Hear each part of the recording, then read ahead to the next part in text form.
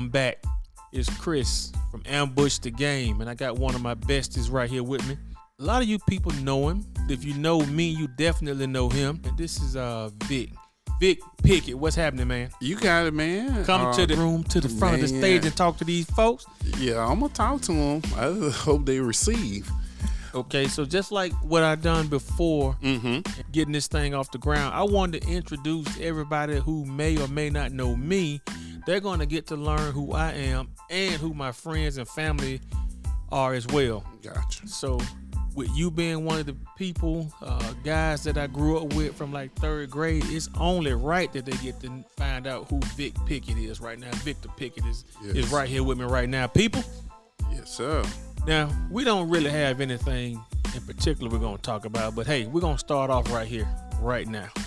Vic, where did you come from? How did you grow up, bro? Come from Birmingham, Alabama. That's right. We grew up in the projects, known as Central City. One time. That's straight downtown Birmingham. Yes, sir. Yeah, that's where I come from. Now, how I grew up is the same way everybody else grew up. You know, you're in the projects, learn about them bricks. That's right. You meet friends, which my first friend was you. Ever since the third grade.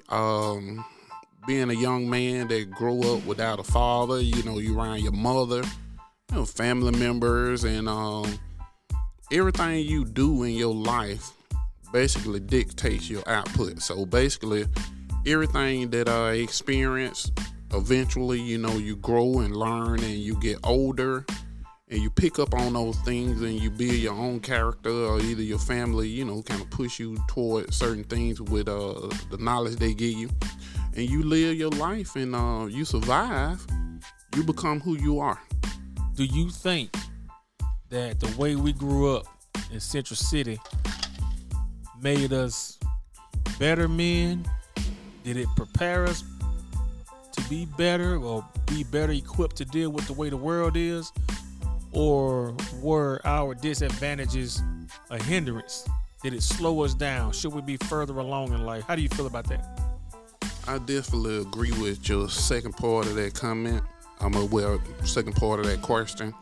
Yeah, coming from a place where you don't have that push and people pushing you in a certain way, yes, a disadvantage. I think a lot of times that I probably would have been a better man sooner if you know, had some of those people who give you the right information, push you and you learn some things. I mean, just straight up talking, honestly, I didn't know about credit until I found out about bad credit. Yeah. And you already know how that roll, you know what I'm saying? Yeah. But I'm going to tell you on the other side of that, with us growing up, I'm thinking the 70s, you know, and mid 70s and late 70s, the mothers that we had, which, you know, we didn't have the fathers there, they was able to give us some information that really guarded us from the streets to a certain degree. Mothers was a little bit tougher. They was realistic, and they gave you advice that was real life advice. You know, it wasn't about, you know, trying to look a certain way or have money and put on this facade of life, you know, where you're trying to impress people, which I think all of us go through, trying to, you know, impress our friends. But realistically, those days when you couldn't have the high price sneakers and keep up with everybody and you just had to live your life the way it was, those things was very valuable, because now we spoil our kids and they just don't get it, you know. Well, you know, isn't that though, with, you know, with the exception of the spoiling part, I mean, isn't that what we're supposed to do to ensure that they have a better life? You know, because the way we came up with, man, not knowing if today would be your last day. Now, I know people hear these cliches all the time about growing up in the bricks, but hey, let's face it, man, this was the reality. Yeah. We both know several people that did not make it up out of high school. Or if they made it out of high school, not much further out of high school. So I know for sure some people will argue that my kids, my boys have more than what they probably should have. And I say it myself sometimes when I see them being lazy, whereas they have options that I didn't. But are we wrong for that? For doing for making their life better? No, because any good parent want to be good parents. I mean, we all have kids, and we try to figure out what's best for them. We care. We want to treat them good. So if you go out there and you work hard and you have money to do things for them, you want to do it for them, because the truth is, when we was growing up, man, we had a little almost nothing, So yeah, I don't have kids, but yeah, I understand that thing about trying to get them certain things, and I think we have a misunderstanding though, because I think we believe that the kids are gonna appreciate it, and some of them kind of seem to be a little entitled. I've been around kids before, and I tried to do that logical thinking with them and have conversations with them, and I was like, clean up your room, your mom take care of you and she do this for you and do that for you, that you just showing appreciation, for taking care of you good. And it was like well, this, that, and that, and this. It's sad that I'm using that word, but I don't want to get too deep in the details. I got you. But the kid responded to me. I was like, well, what if the parent didn't go to work and didn't feed you? The kid responded, I'm going to eat anyway. I don't know how the hell that was going to happen. The mama didn't go out and take it. Work and get the money to get the food, but the damn kid was believing, no matter what, I'm going to be straight. Well, maybe that kid thought that, there'll be some other relatives that's going to make sure. Because, I don't know. I think for sure there's nothing wrong with providing your kids the best opportunity to get ahead. That's what we should do. I believe that 100%. Mm-hmm. I also believe that some kids do feel entitled, but you don't wake up in the morning feeling entitled. That comes from us, I believe. When I say us, I mean parents not doing our job to make sure that our kids understand that, hey, somebody had to go grind to get this for you. Yeah. But that's a topic that we're gonna pick up, I'm sure, in more episodes to come. Mm-hmm. But let me ask you this though. Yes. What about when your teenage years, those formative years, when you're really out there learning how the game goes and meeting girls and learning to drive? How were those years for you? Like trying to get a science project together. Yeah, man. It was a learning experience. When it all said and done, mom gave a few advice about, the young ladies due to the fact that I was a man. And it was, women falling in love with you, trying to trap you with a baby, protect yourself, diseases out here, the common stuff. Mm-hmm. But when it was all said and done, I had to figure it out, and I think that comes from the fact that we didn't have a dad in the house to go ahead and talk to us straight up about what we need to do as a man or a young man.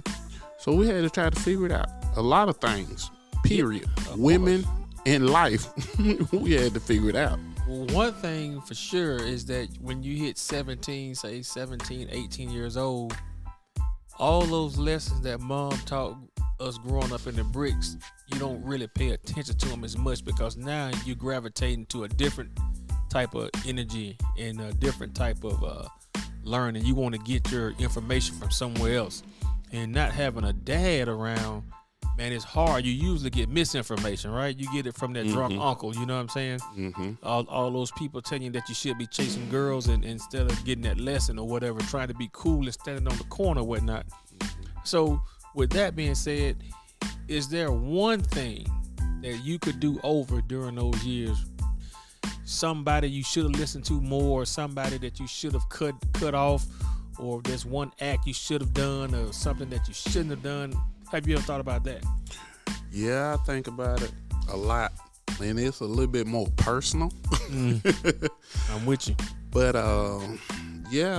from the people you trusted, you learn out that they weren't as smart as you thought they was. That's a fucking fact.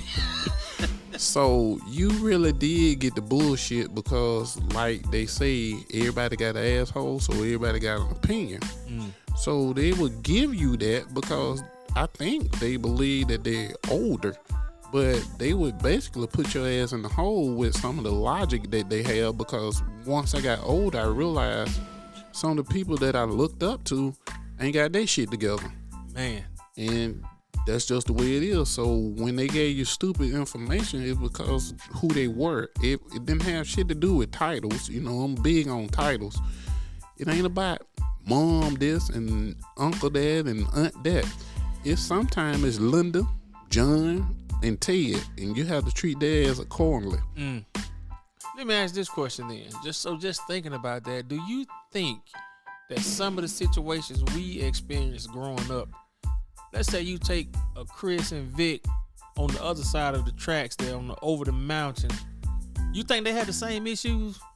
Or does the economic difference make it where they don't have that issue as much as we do? I'm gonna be honest with you, man. I'm gonna believe they don't.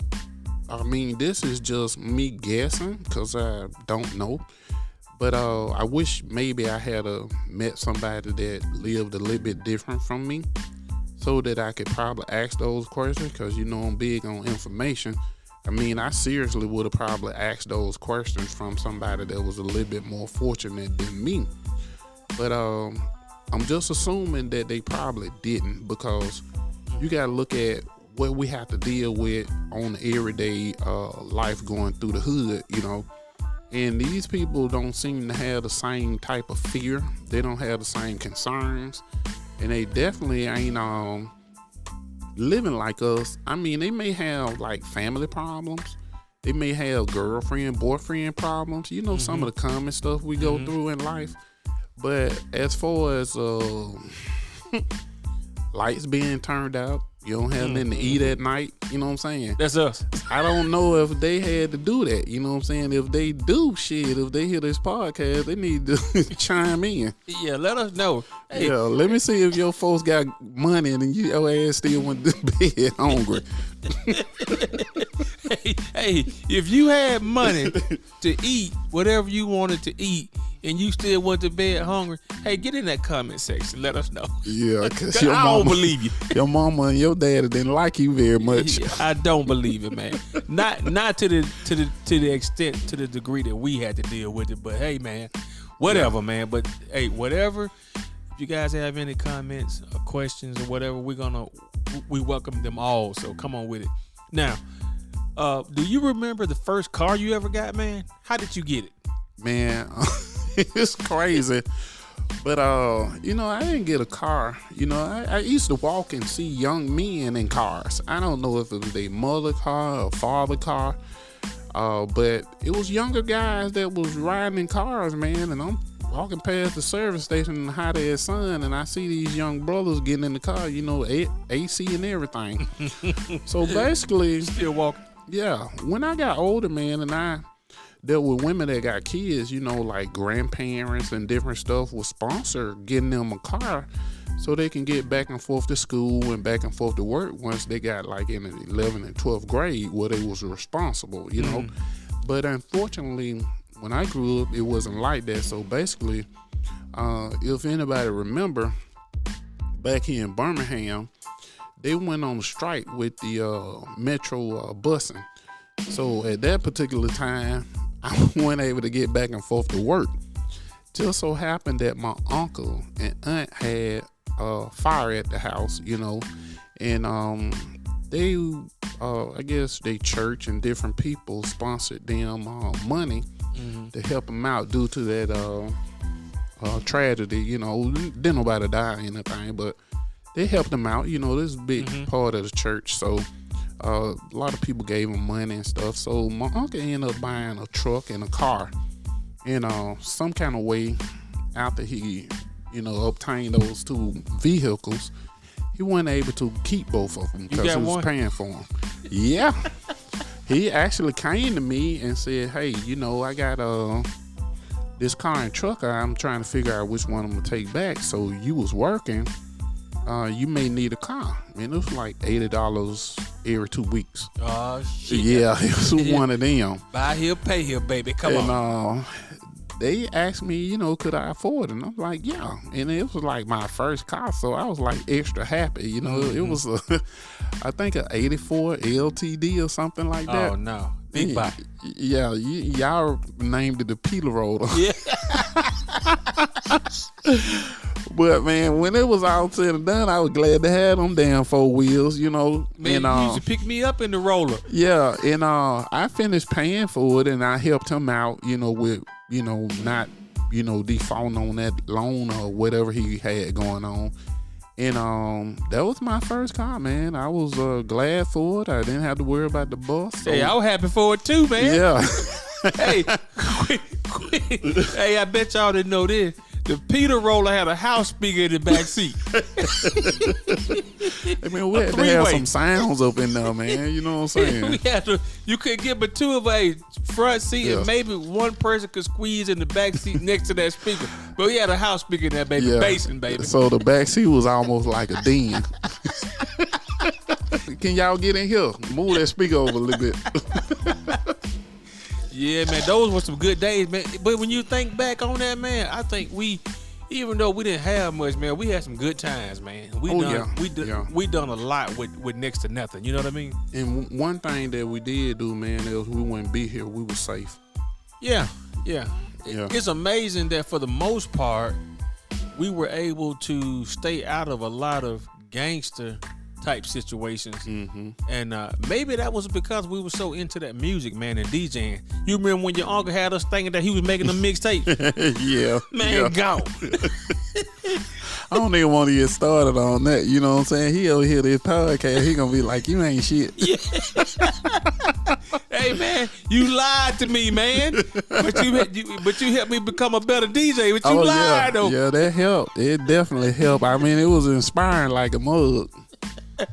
Oh, man, we had some good times, man. Yeah. I wanted you people to get to know him. You guys will be hearing a lot from him because it's as we make these episodes, he will be here a lot with your boy. And this is kind of an introduction. I'm still in the introductory phase of making these podcasts. So they will get better over time. The content will get better. But I can't promise you that we're not gonna go off the rails and talk about any and everything, cause we're gonna do that. Yeah. And we're gonna talk about you ladies too. Oh Lord. You know what I'm talking about? Yeah. We're gonna talk about that hot thigh, as I like to call it, them thought pockets. We're gonna talk about them thought pockets, you baby. better leave them city girls alone. I got to get them. And you know we're gonna talk about this COVID, this pandemic that we've been in for the last 2.5 years. Seems like we on this daggum Omicron. I've heard it called a Cron, the Omarion, everything, man. So I don't think that's gonna ever end. Yeah, I'm waiting on the one that's gonna be called Cuz. Yeah, you got it, Cuz. You got it, Cuz. You got that Cuz. It's coming. Yeah, it's coming. So you know, I guess we'll hit one or two more little things before we get up out of here. Hey, so we both grew up in downtown Birmingham, as Vic mentioned earlier, Central City. The crazy thing is, the reason why I asked about the cars and driving and whatnot, because we actually live 1 block from the high school we went to. Yeah. 1 block from our high school and 1 block from our elementary, you know. Yeah. So everybody that's in Central City that knows about Central City, I don't care that they changed the name to Metropolitan Gardens, Park Place, whatever. If you from old Central City, you know what I'm talking about. And it's still Central City. It's still for Central life. City. Yeah. And people still come there and hang out in the park like the way they used to when we were kids. It's like a family reunion on the weekends. That's right. Mm-hmm. That's right. So before we get up out of here, one last thing, man. Okay. What are we going to do now that it's 2022? I know you probably like me and you don't really dig into New Year's resolutions, but what kind of plans you have for this new year?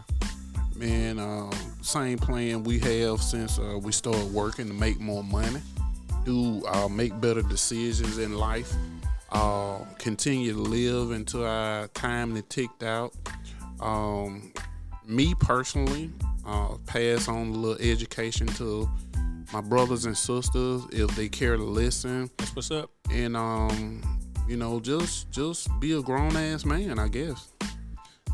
Awesome. I'm with that same thing right there. I echo everything you just said.